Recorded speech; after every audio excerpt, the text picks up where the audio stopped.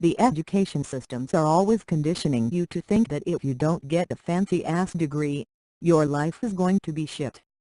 But, really, just because you're right doesn't mean you're stupid.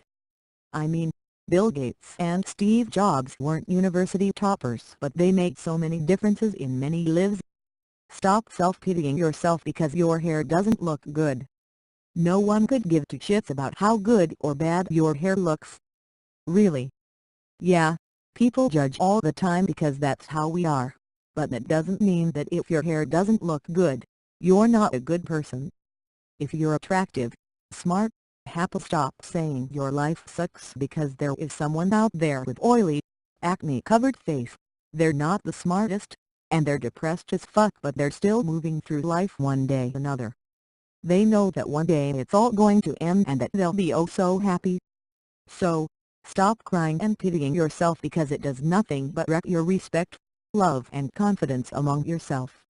And when the world is trying to destroy you in every way possible, self-love, respect and confidence is your defense. The end.